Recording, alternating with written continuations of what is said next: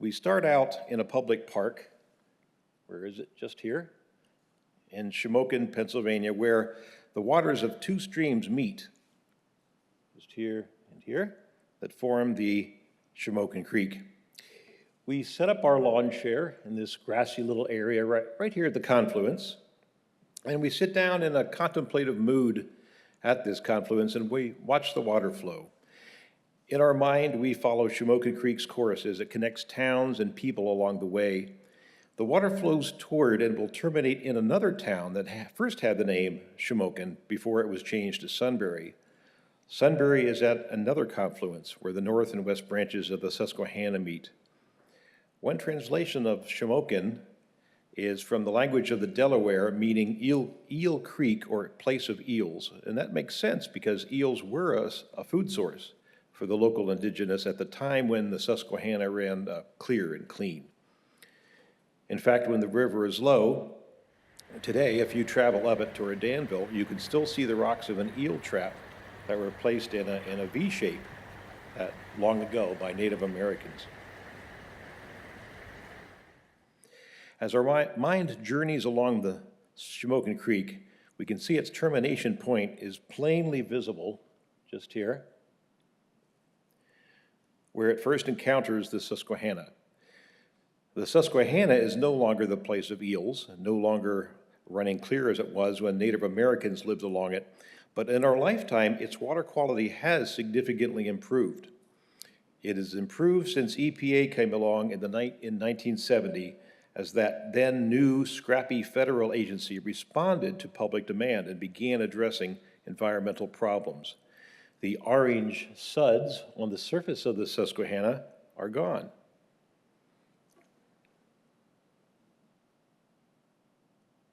Those orange suds, at this point, my brother, who's over here, hi Wayne, I'm sure remembers they were plentiful as you'd swim in it and hopefully not drink it. But yes, the acid mine drainage sort of manifested itself as orange suds that were all around. I don't know, does anybody remember that? We're going back many years, okay. Just the same as the West Branch right out here used to run clear. You could see the rocks, and not when it was shallow, when it was very deep.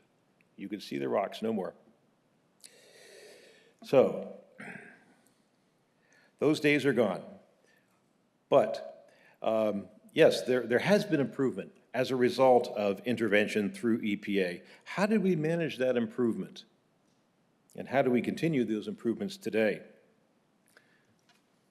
And I debated with myself whether to bring this up, but this is where I grew up, this south side of Sunbury. This is an island formed by the Susquehanna. You can see the waters dividing it. My brother and I, when we were kids, we were building a fort with our friends, building a fort in this area with local materials. And as we were looking for more wood, and we looked toward the tip of the island, and we found a body of some unfortunate person who killed themselves, threw themselves in the river and floated down to this point, down from Scranton.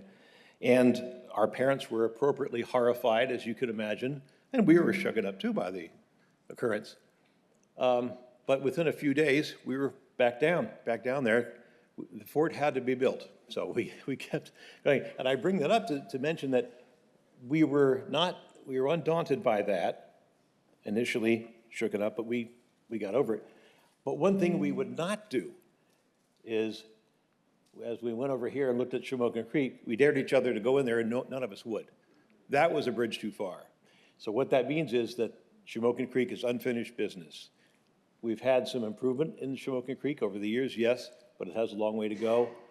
Susquehanna has had more improvement. We have to just keep that going, and that's sort of the impetus for a lot of what we do. All right, so as we turn our camera then 180 degrees, now we're looking downstream. There is the tip of that infamous island, and now you can see the intermixing of the AMD as it enters into the Susquehanna proper, and we have the plumes of AMD going down to Harrisburg and point south, and eventually ending up in Chesapeake Bay. So as we travel along with the water, we consider people downstream. Oh, I'm sorry, I should say, In the environmental movement, there's a phrase that you often hear, that we all live downstream, right? We all live in the metaphorical downstream. And here, that's the connection we see. Well, the downstream, you can see what's happening to people, what's happening to the river as you go down. If we then, and we consider the people downstream and our connections to them, right, as we go. If we widen our perspective to include neighboring communities along other adjacent waterways, we begin to see how these communities are interwoven, all knit together by the water that runs through them. With our wider view of things, we see, for example, the people of Chester, Pennsylvania, situated along the Delaware River, people who own their Chester Water Authority by virtue of being citizens of Chester. However, they have for several years been forced to engage in legal battles against water privatization due to their concerns that private ownership will lead to an ever-increasing cost of water and possibly decreasing quality. The Chicago Water Authority has repeatedly won the award for best tasting water given by the American Water Works Association. So they're proud. We can understand why. As part of the proposed deal, private investors have offered many millions of dollars to the impoverished city of Chester, but the Chester Water Authority is their inheritance and proud legacy that they want to preserve. And so far, they have been able to fight off water privatization in the courts. And if we widen our view still further, we see people, Native Americans in this case, acting as water protectors, defending their basic human right to clean water over issues of land sovereignty in the region. That went on that temporary village that sprung up in 2016, it was too large to fit in one frame, and even 2 frames, it doesn't quite make it. But we don't have to stop there. From here, it's easy to make the leap to the global perspective, and the recognition that the need for inexpensive access to clean water and a clean environment are universal and uncontroversial. And those needs of people are central to a civil engineer's educational training. In fact, those needs come down to the much vaunted common sense we've all heard so much about. They're for our own preservation, and that is what connects us all. The local to global connection is explored in this book that I can recommend, especially because, as I mentioned, it features our own Bobby Hughes here, sitting here with us today, here in his natural environment.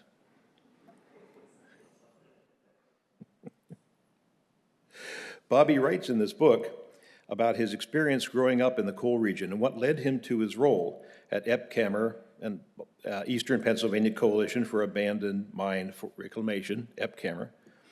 And I'll just quote this one sentence that was written about Bobby by somebody who's writing this book, that EPCAMR ignites a constructive hope to restore the region's social, economic, and environmental health, where constructive hope is defined as different from unrealistic optimism. I think that's key. The people of the coal region have been through a lot, and we don't want to give them false hope.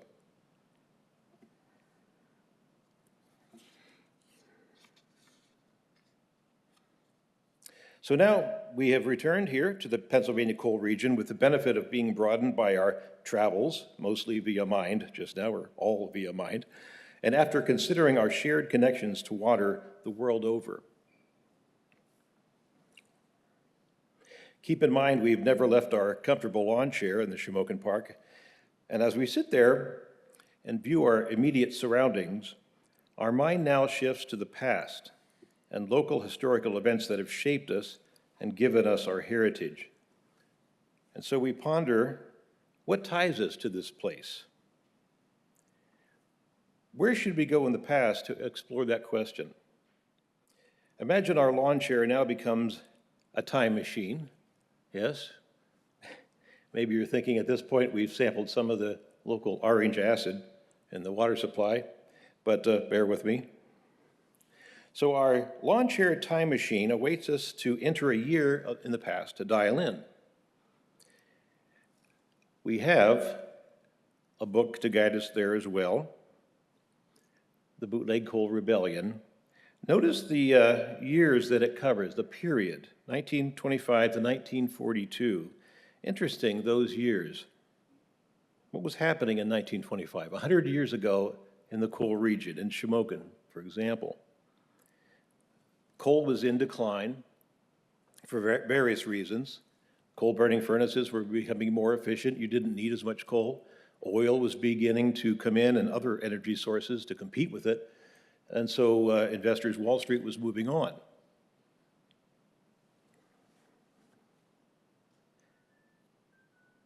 And there's a lot to say about this book, but I'll just boil it down to the one phrase that I've captured from there that sort of sums it up. I'll have to read it off here. This is a bootleg miner interviewed, only identified by the name of Kraus. The bootleg miner is quoted as saying, "They said they closed the mine because it was uneconomic, but I got a wife and 4 kids. I've always took good care of them. Now when they get hunger and the kids' shoes wear out, what do I tell them? That this here coal is uneconomic? Like hell I do. I go out and dig coal." So there's, as I say, much more to say about that, but that kind of sums up the time when people were in rather desperate times, and they came to their own rescue and the rescue of others around them. And that sort of spirit can lead to a lot of good things that can come out of that. Well, it's said that even if a person's home is burned down, that they will rebuild. But if their heritage is erased, it's as if they never lived and worked in a place, making it seem as though they never existed. This is why we preserve our shared heritage. A theme of this session is community involvement. For any one of us as an individual to imagine restoring Shamokin to the condition it had before mining began takes on a weight in the mind as intimidating as this coal bank is massive, if it's just us by ourselves. But what lightens the load is community involvement. Not just one person acting. Every person that becomes involved is another lever arm that Archimedes would appreciate, a force multiplier that can allow us to move mountains. This feature you see here greets you when you enter Shamokin on Route 61. As intimidating as it looks now, it was larger in the past with steeper slopes. In my graduate level rock mechanics class at Penn State, I chose as my project to analyze its slope stability because I was inspired by the Cullen Bank fire in Aberfan, Wales, that occurred some years earlier and engulfed a school and killed many children. I was never able to get enough information to perform the slope stability analysis, but I did get as far as interviewing some people who lived along its base. I went from house to house of those who lived in its shadow and asked if any official had ever talked to them about its stability. No one ever had such a conversation with officials, which is telling, probably. And yet they remained living there. I realized that people may feel abandoned by their elected officials outside their community, but they will still proudly claim and defend their heritage and home as their own. And now there is the possibility that rare earth elements and critical minerals may be found in the region, a possibility that something that was abandoned may provide them with a benefit. Constructive hope, as we've heard the phrase before, can arise from unexpected events, such as the discovery of anthracite coal that gave rise to Shamokin in the first place. And now constructive hope may arise from the possibility of extracting valuable elements and minerals from what was left behind, or from the land being part of a needed renewable energy transition in the ways that we've discussed here. And these things can spark intellectual curiosity of local students when their teachers talk about how these rare earth elements formed from supernova explosions of massive stars and collisions of neutron stars, and now we begin to see the region in a new light. Such thoughts can have the power in themselves to be transformative to the human mind, to fire the imagination, and blast away the many layers of cynicism that often form over us as a protective layer when we have seen many promises go unfulfilled in the past.